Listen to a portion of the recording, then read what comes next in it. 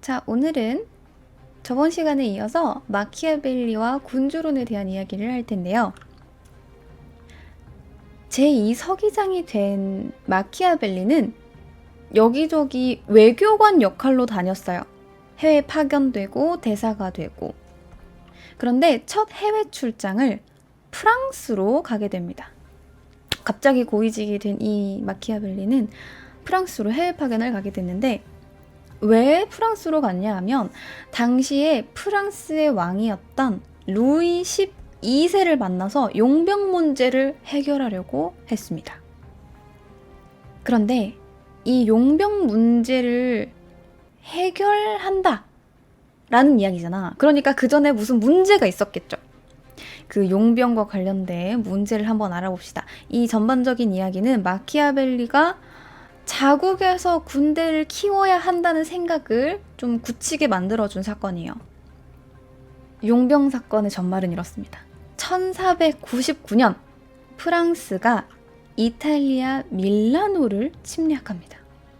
그러자 피렌체가 놀라서 친선 사절단을 보냈어요.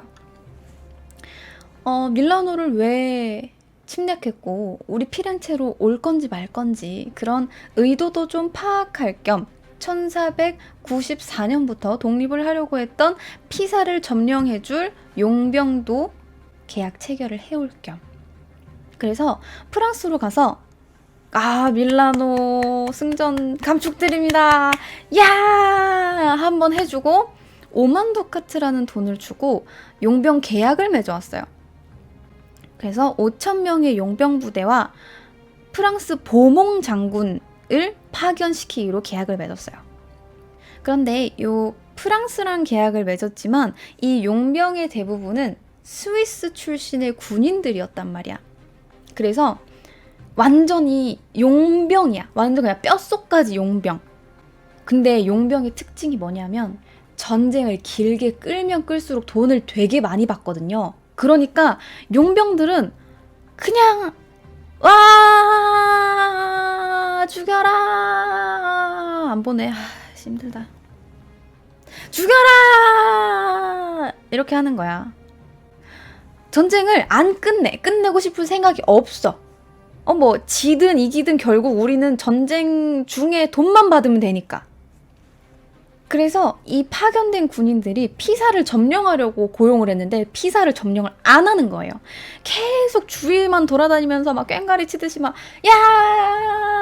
저희가 갖고 야 이러는 거야. 그냥 엄청 시끄럽게 무력 시위만 하는 거죠. 그러자 마키아벨리가 사람을 보냅니다. 피사 빨리 점령 좀 하지 라고. 그러자 이 용병들이 마지못해서 피사로 갑니다. 그래서 하라니까 일단은 해봅시다 하고 꽝 하고 부셨어. 드디어 피사를 정복하나 싶었는데 보몽 장군이 갑자기 용병 부대를 이끌고 밀라노로 가버립니다. 아니 이게 무슨 소리야?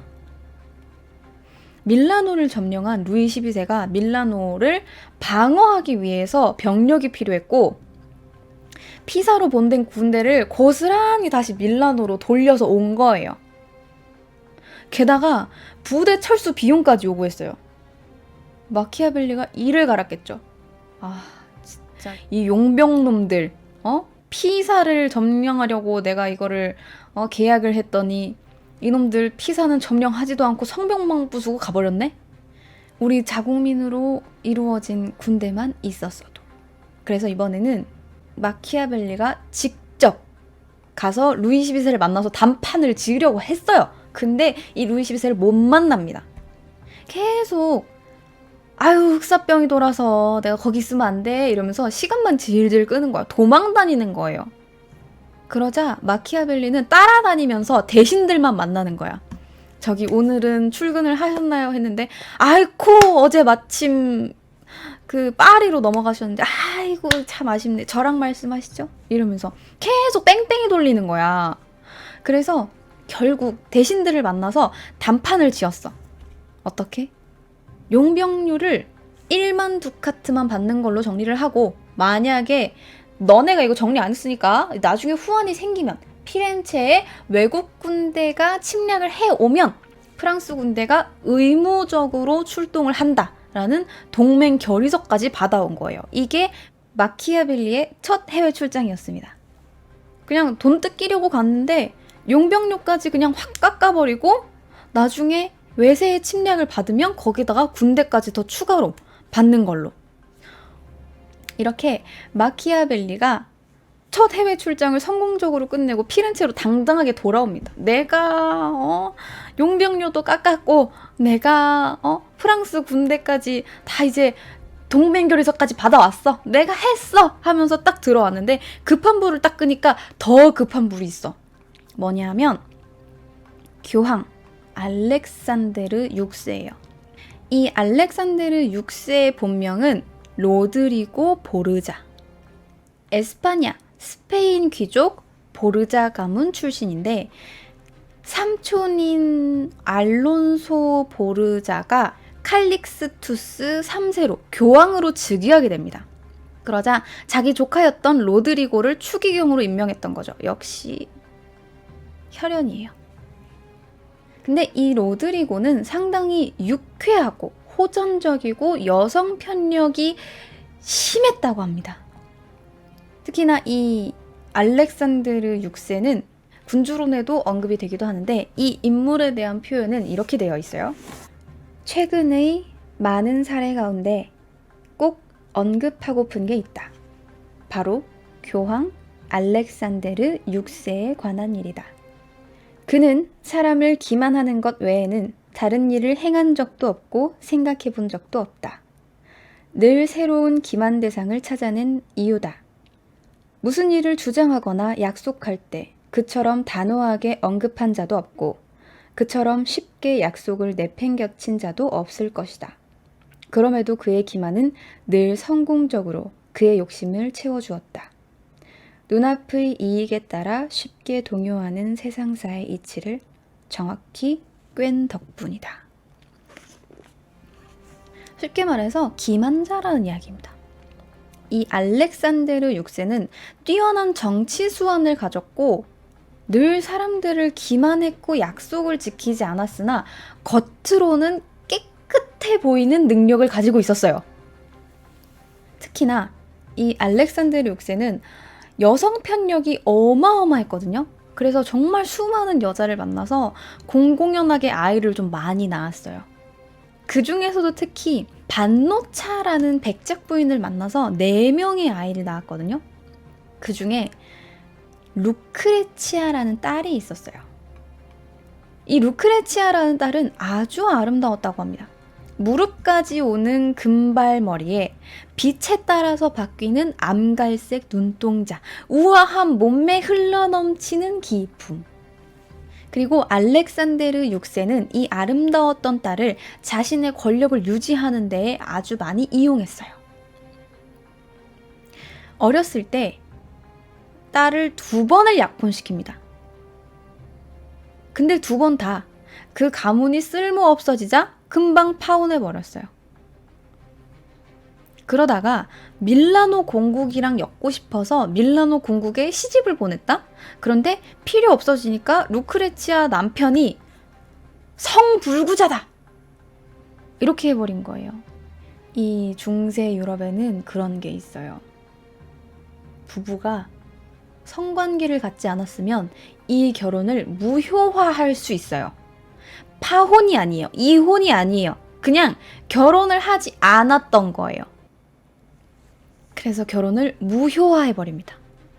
그리고 2번째 결혼을 에스파냐의 왕의 조카랑 결혼을 시켰어요. 그런데 또 쓸모없어지니까 남편을 암살해버립니다. 3번째 결혼을 시켜요. 이번에는 페라라 공작이에요.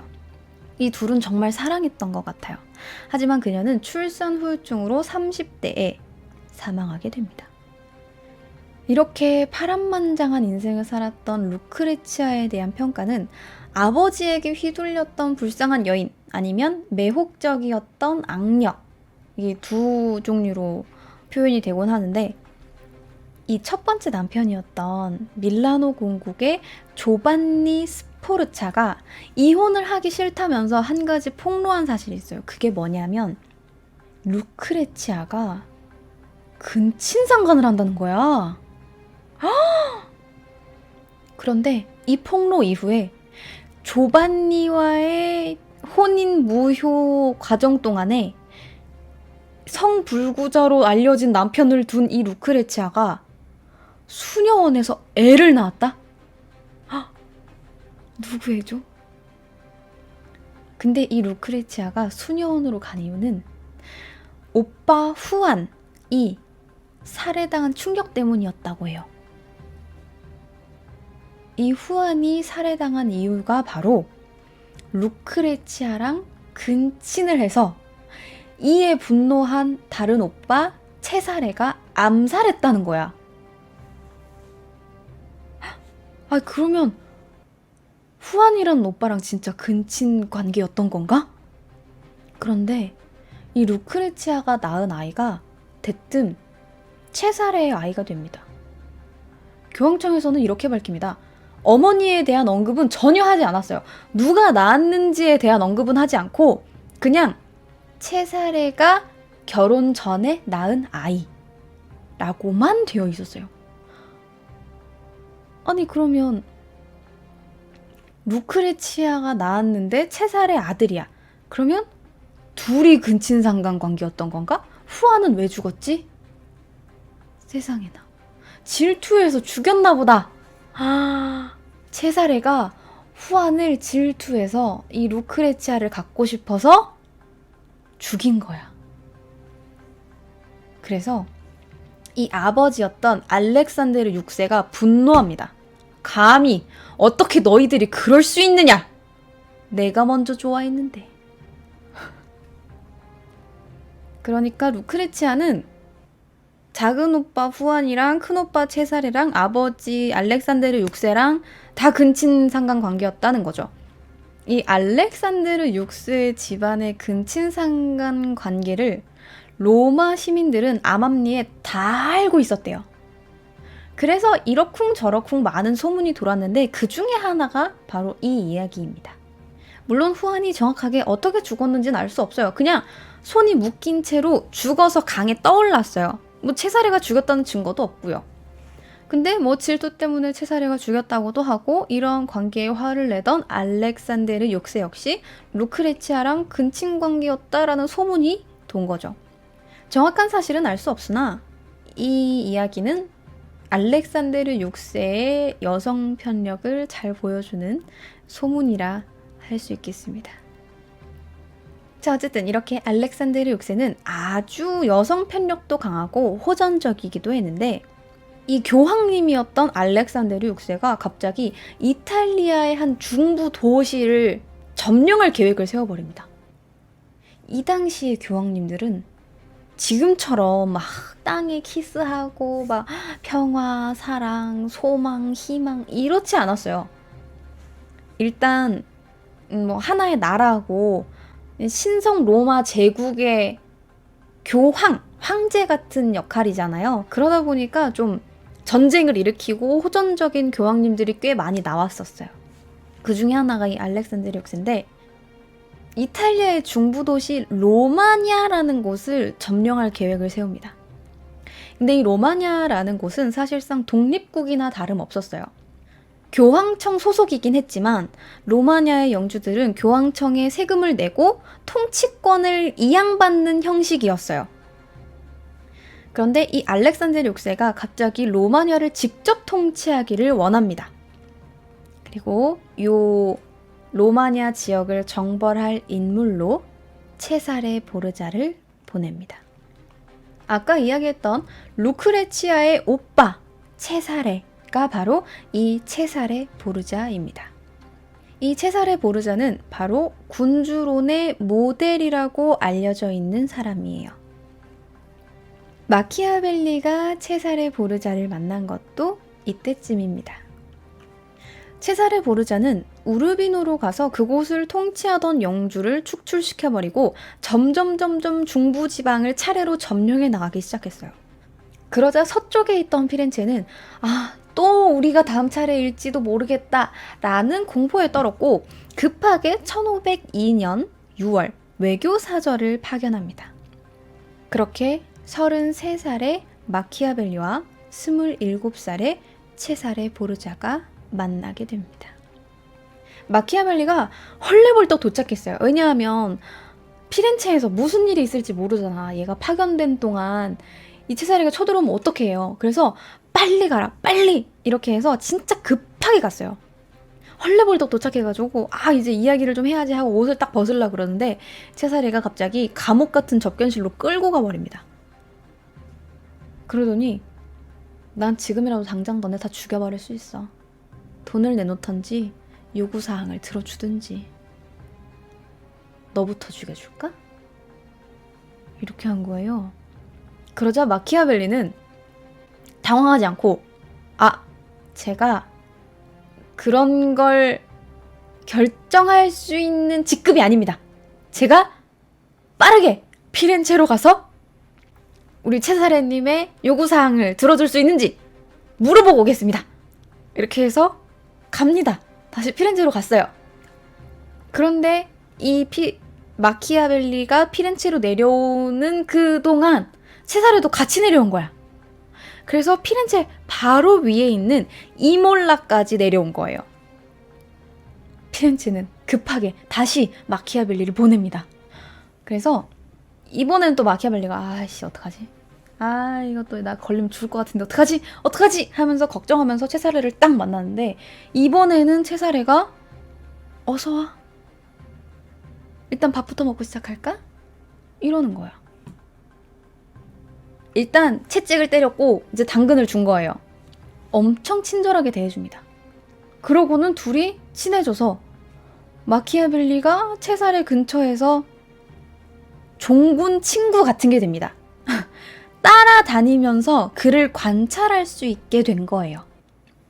그렇게 1502년부터 1503년까지 둘은 함께 있습니다. 근데 이 사람이 군주론의 모델이라고 했잖아요. 체사레가 권력을 잡는 방법을 몇 개 알려드릴게요. 대표적인 게 바로 마조레의 반란입니다. 그동안 체사레의 지휘에 상당히 반감을 가지고 있었던 4명의 장군이 쿠데타를 일으킵니다. 반란을 일으켜요. 이 장군들이 세력을 모으고 반란을 일으켜서 체사레한테 선전포고합니다. 너 마음에 안 들어. 너 싫어. 나와. 이렇게 한 거죠. 체사레 어떻게 했을까요? 이 자식들이 아니에요. 그죠? 제가 좀 잘못한 것 같아요. 제가 생각해도 제가 좀 나이가 좀 어리잖아요. 어려서 좀 제가 독단적이었던 것 같기는 해요. 우리 힘든 시기인데 잘 한번 해보죠. 형 나 마음에 안 들죠? 내가 잘할게. 이러면서 다독다독 해준 거야. 그러자 장군들이 당황합니다. 이게 아닌데. 체사레가 이런 성격이 아닌데. 그러자 의욕이 꺾여서였는지 복수가 두려워서였는지 점점 이탈하는 사람들도 생기고 어영부영 평화협정을 맺게 됩니다. 거기다가 체사레가 이들을 모두 사면하겠다. 이들은 죄가 없다. 이러고 풀어준 거죠. 그래서 장군들이 눈물을 흘리면서 충성을 맹세합니다. 내가 죽을 때까지 우리 함께해! 이러면서 충성을 맹세했고 체사레도 이렇게 막 부둥켜 안고 함께 눈물을 흘립니다. 세상에 너무 이상적인 방법 아닙니까? 무슨 이런 사람이 군주론 모델이래요? 그래서 체사레랑 장군들은 12월 31일 날 세니갈리아에서 평화를 축하하면서 축하연을 벌입니다. 그리고 그 자리에서 반란에 가담했던 인물들을 모두 초대해서 목을 쳐버렸어요. 반란의 싹을 잘라낸 거죠. 그래서 마키아벨리는 느낍니다. 권력은 이렇게 싹도 남기면 안 돼. 이렇게 잔혹하게 해야지 권력을 유지할 수 있는 거구나 라는 걸 느껴요. 마키아벨리는 이것에 대해서 54통에 이르는 아주 자세한 보고서를 썼다고 합니다. 그리고 체사레는 로마냐 지방에서 일부러 성격이 엄청 잔혹하고 폭정을 일으킬 것 같은 레미로라는 사람을 총독으로 파견했어요. 그러니까 당연히 로마니아의 시민들이 분노하겠죠. 어떻게 이런 사람이 지금 우리 로마니아를 이러면서 이제 분노를 하겠죠. 그렇게 시민들의 분노와 원성이 극에 달했을 때 체사레가 갑니다. 로마니아로. 그래서 이 레미로를 불러요. 잡아 진정하고 잡아 하고 반으로 갈라버립니다. 그리고 이 반 가른 걸 광장에다가 전시했어요. 다음날 아침에 사람들이 이 광경을 보고 통쾌하면서 전율을 금치 못했다고 합니다. 마치 지금까지 있었던 폭정은 내 잘못은 아닌데 이제 내가 와서 그를 응징했으니 나를 좀 따라라 라는 간접적인 표현인 거죠. 군주론에 이거랑 비슷한 내용이 있어요. 미움받는 일은 타인에게 떠넘겨라. 사랑받는 군주보다는 공포의 대상이 되는 것이 낫다. 이러한 내용들이 여기에서 나온 거겠죠. 자, 그런데 이렇게나 좋아하고 따르고 군주론의 모델로 쓸 만큼 마음에 들어했던 체사레랑 고작 1년밖에 같이 있지 않았어요. 왜 그랬을까요? 1503년에 로마를 강타한 전염병 때문입니다. 알렉산데르 6세 역시 전염병으로 사망했고 체사레도 간호를 하다가 로마에 머무르고 있다가 알렉산데르 6세가 사망하던 날 병에 걸렸어요. 그리고 결국 교황 선거에서도 밀리게 되었고 그동안 떨쳤던 위험들이 무색하게 너무나 허무하게 사망하게 됩니다. 마키아벨리는 이 체사레를 아주 유능하고 냉혹하고 결단력 있는 인물이라고 표현했어요. 그래서 군주론의 모델로 쓰긴 했지만 그가 가장 이상적인 군주라고 생각하지는 않았던 것 같아요. 왜냐하면 체사레가 자신의 능력만을 너무 과신하고 너무 자신의 행운을 과신했던 거죠. 이것도 되게 중요해요. 마키아벨리가 되게 중요하게 생각했던 것 중에 하나입니다. 운명, 행운. 자, 이렇게 첫 번째 모델인 체사레가 사망하고 두 번째 군주론의 모델이 등판하게 됩니다. 율리우스 2세입니다. 체사레를 밀어내고 교황이 된 인물이에요. 별명이 이분이 전쟁교황입니다. 전투교황. 엄청 성격 꼬장꼬장하시고 팍팍한 성격이에요. 그만큼 성격이 난폭했던 이 율리우스 2세는 법복을 벗고 전투복을 입고 직접 전투에서 뛰었어요. 맨 앞에 선봉에서 추기경들을 대동하고 뒤에는 성가대가 있어. 막 말 타고 달리는데 뒤에서 성가대가 막 따라하면서 아베 마리아 이러고 있는 거야. 세상에. 근데 이 군대가 400명밖에 안 돼요. 400명. 400명인데 심지어 전투를 하러 갈 때에도 성벽 딱 갈 때에도 자기랑 그냥 호위 몇 명만 대동을 하면서 이놈의 새끼들 하나님이 응징할 것이다 하면서 막 달리는데 전쟁을 일삼던 이 페루자의 영주가 성문을 그냥 열고 그 앞에서 무릎을 꿇어버립니다. 아이쿠. 세상에 말도 안 돼. 이게 말이 돼요? 우연인가? 싶었는데 이 율리우스 2세가 또다시 볼로냐를 공격합니다. 그런데 거기에서도 승리를 이끌어냅니다. 이게 뭐죠? 마키아벨리가 이걸 보고 우와 쩐다 라고 생각하게 된 거예요. 이 체사레와 율리우스 2세의 공통점은 바로 아주 적은 군대로 승리를 이끌어냈다는 거죠. 이들의 특징은 자력으로 승리를 이끌어냈어요. 그러니까 용병을 쓰지 않았다는 얘기예요. 그리고 두 번째는 빠르고 단호한 판단력이에요. 이 루이 12세가 계속해서 마키아벨리를 도망다녔다고 했잖아요.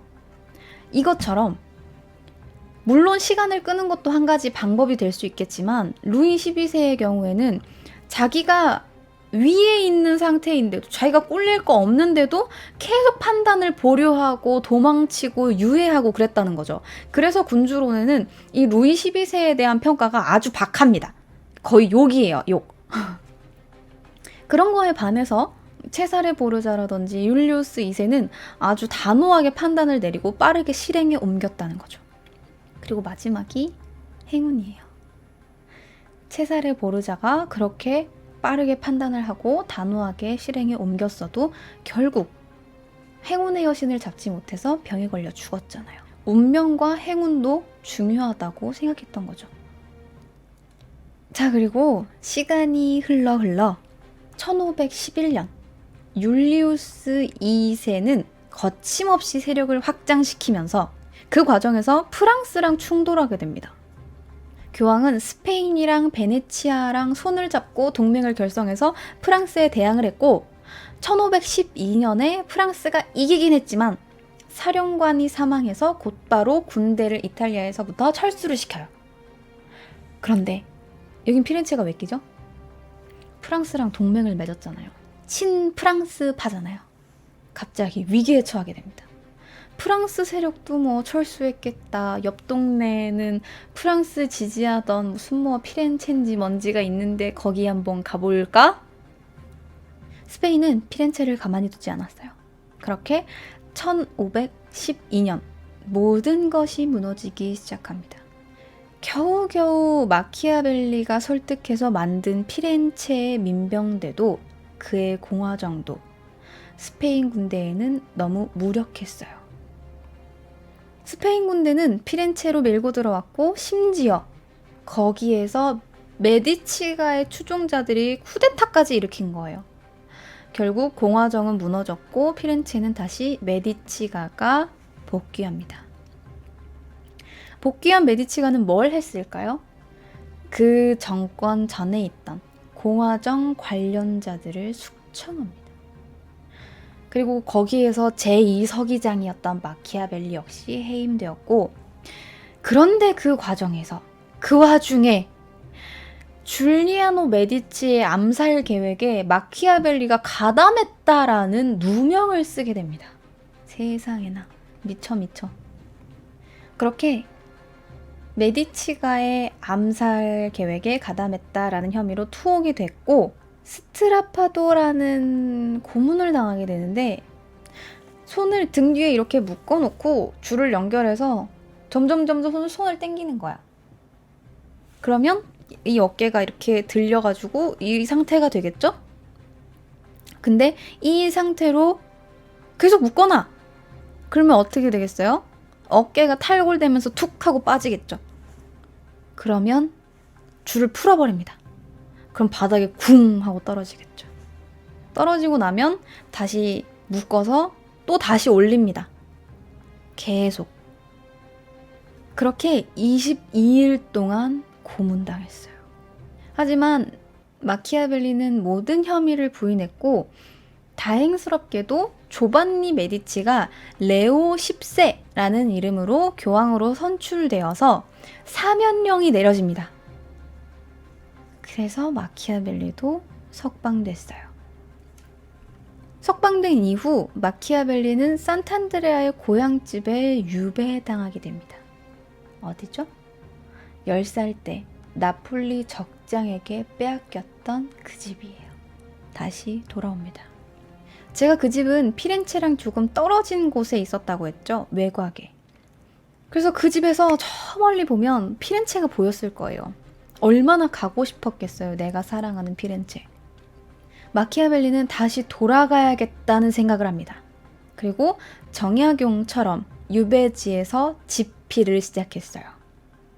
이때 그가 쓴 책이 바로 로마사 논고와 군주론입니다. 군주론은 마치 독재자를 양성해야 된다 라는 느낌으로 상당히 무자비한 통치에 관련한 글밖에 없는 것 같지만 사실 이 글은 여러 가지 의미를 숨겨두고 겉으로 보기에는 무자비한 군주를 만들어내는 것 같은 책이었던 거예요. 근데 왜 굳이 이렇게까지 썼을까요? 아니 그냥 쓰면 되잖아. 아니 그냥 뭐 내가 원하는 바대로 공화정 뭐 지지하고 이렇게 쓰면 되잖아. 왜 굳이 이렇게 썼을까요? 다시 피렌체로 돌아가려고. 피렌체에 누가 있어요? 메디치가가 있죠. 그런데 이 메디치가는 한번 추방됐다가 다시 돌아온 거잖아요. 그러다 보니까 집권한 지 얼마 안 된 이 메디치가한테 너 집권한 지 얼마 안 돼서 잘 모르지? 너 내가 이런 거 다 알아. 너 나 취업시켜주면 내가 이런 거 다 알려줄게. 나 좀 써줘라. 나 피렌체로 가고 싶다. 인 거예요. 그래서 이 책을 헌정받은 사람이 바로 로렌초 데 메디치입니다.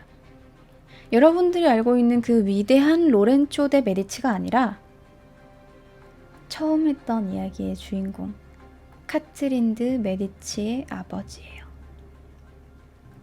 집권한 지 얼마 되지 않은 로렌초의 약점을 건드리고 자신을 돋보이게 하기 위해서 되게 자극적인 글들도 많고 당시 인기 있었던 글들도 반박해요. 이 글을 무려 4년 동안 썼는데 이 글을 로렌초한테 딱 헌정을 했어요. 제가 썼습니다 하면서 딱 보여줬는데 로렌초는 신경도 안 썼어요. 쳐다도 안 봤어. 들춰보지도 않았어요. 여기에 상처받고 취업에 실패한 마키아벨리는 다시 돌아옵니다. 그리고 루첼라의 정원에서 후학들을 양성했어요. 자신이 미래의 영웅들을 만들어내겠다라는 생각이 있었던 것 같아요. 피렌체의 젊은이들을 모아서 강연 같은 걸 한 거죠. 그리고 이제 중간에는 좀 많은 이야기들이 있어요. 이후에 로마가 스페인의 황제가 고용한 독일 용병에 의해서 초토화됩니다. 그런데 이 메디치 가문의 클레멘스 7세가 궁지에 몰렸다는 소식이 피렌체로 전해지자 다시 피렌체 시민들이 폭동을 일으킵니다. 참주정을 실시하던 메디치 가문을 다시 축출하고 또다시 공화정으로 복귀하기 위해서 이 피렌체의 시민들은 메디치 가문의 적통을 잇고 있던 여자아이 카트린을 제거하려고 했어요. 성난 폭도들이 메디치 가문의 궁전으로 들어와서 난입해 값비싼 보물들을 다 약탈해갔고 거기 숨어있던 어린 카트린을 인질로 삼았어요. 그리고 카트린은 나중에 수녀원으로 도망치게 됩니다. 이후에 1526년 스페인의 왕 카를 5세가 이탈리아를 침공하게 됩니다.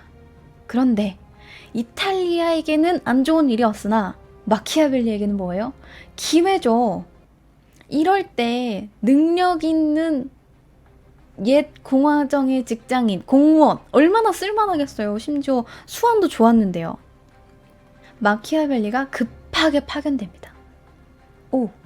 그런데 마키아벨리가 손을 쓰기도 전에 로마와 이탈리아 모두 함락당해 버렸어요. 도착하자마자 이미 당은 초토화된 거야. 어떻게 할 수 있는 방법이 없어요. 이 사건이 로마 약탈 사건입니다. 이후 마키아벨리는 자신이 사랑했던 피렌체에 다시 일을 해보지도 못하고 58살의 나이에 사망합니다. 너무 안타깝죠.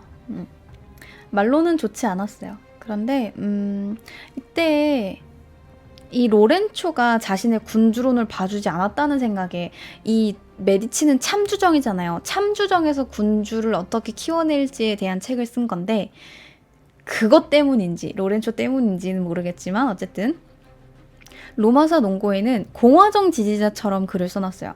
그래서 군주론은 참주정, 로마사 농고는 공화정 이런 식으로. 이 마키아벨리의 책은 일종의 논문 같은 거라고 생각해요. 옆에 다니면서 이 사람들이 어떻게 권력을 잡았는지 다 본 거야. 지롤라모 사보나롤라도 그렇고 체사레도 그랬고 율리우스 2세도 그랬고 이 사람들이 어떻게 권력을 잡고 어떻게 통치를 해서 어떻게 폭망했는지 이걸 다 보고 이 사람들은 이렇게 했기 때문에 이렇게 성공했고 그러니까 군주는 이렇게 하는 게 좋다라는 일종의 보고서 같은 논문? 그리고 포트폴리오인 거죠. 이걸 정리해서 나 이만큼 알아. 나 이렇게 잘 알아. 너네 참주정하고 군주가 되고 싶으면 나를 채용해. 이런 식으로.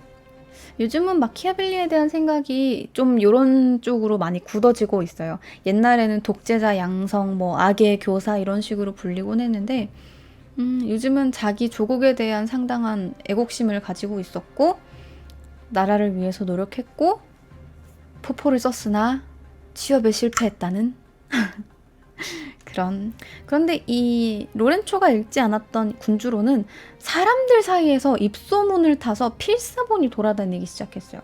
그래서 꽤 인기를 끌었습니다. 그렇지 않으면 로렌초가 거절한 이 책이 왜 아직까지 남아 있었겠어요. 로렌초 말고 다른 귀족들이 이 책을 읽어봤고 사람들이 이 책을 더 읽었던 겁니다.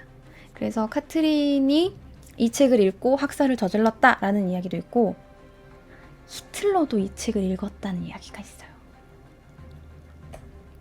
자, 이렇게 오늘 이야기는 여기까지 하도록 하겠습니다.